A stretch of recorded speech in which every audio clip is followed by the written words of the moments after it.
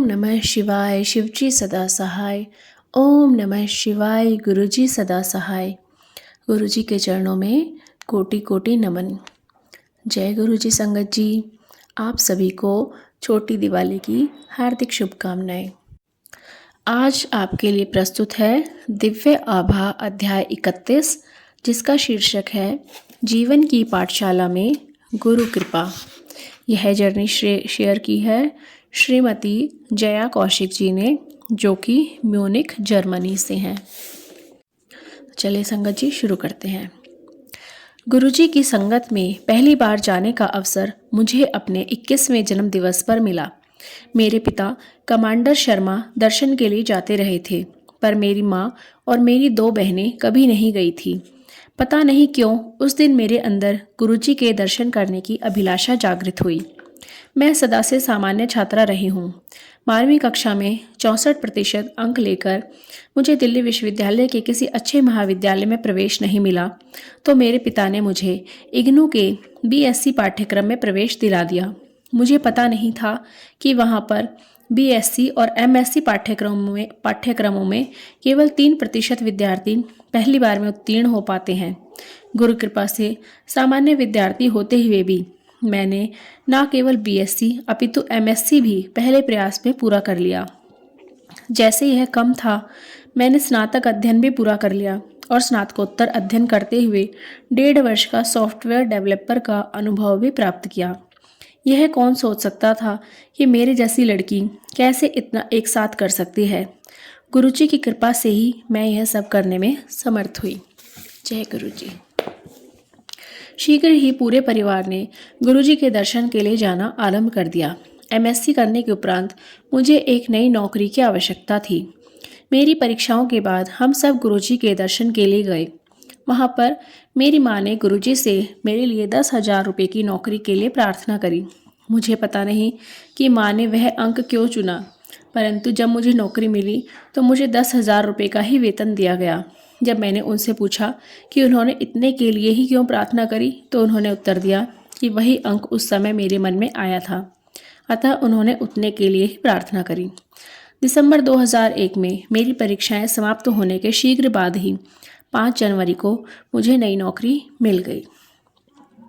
जब मैं साक्षात्कार के लिए प्रबंधक के समक्ष पहुंची तो उन्हें आभास हुआ कि उस कार्य के लिए मुझ में योग्यता नहीं है। वह इस दुविधा में थे कि योग्यता ना होते हुए मुझे कैसे बुलाया जाए, किंतु उन्होंने मुझे एक अन्य रिक्त पद के लिए प्रश्न पूछे और मुझे वहां नौकरी मिल गई।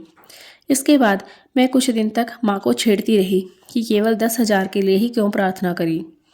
मेरे 23 वर्ष पूरे होने पर मेरे परिवार वालों के मन में आया कि मेरा विवाह कर देना चाहिए। मेरे माता पिता वैवाहिक विज्ञापन देखने लगे। मेरे संबंध के लिए माता पिता को एक परिवार उपयुक्त लगा और उन्होंने सप्ताह अंत में वहां जाने का निर्णय लिया। वहीं से एक और विवरण भी आया था, क्योंकि वह अधूरा सा था, इसलिए माता पिता का वहां जाने का विचार नहीं था।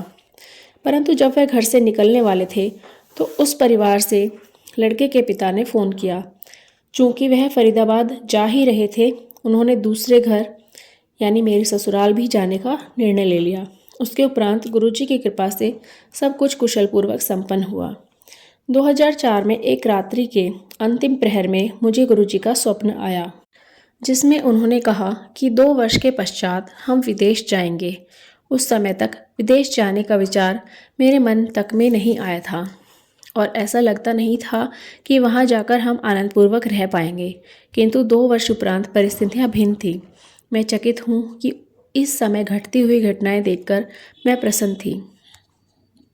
हमारी जर्मनी जाने की योजना सितंबर 2006 में साकार हुई, गुरुजी के स्वप्न के ठीक 2 वर्ष बाद।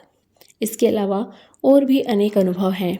जर्मनी में नौकरी के लिए मेरा फ़ोन पर साक्षात्कार हो रहा था। यद्यपि वह अच्छा नहीं हुआ था, उसके तुरंत बाद मुझे गुरुजी की विशिष्ट सुगंध आई।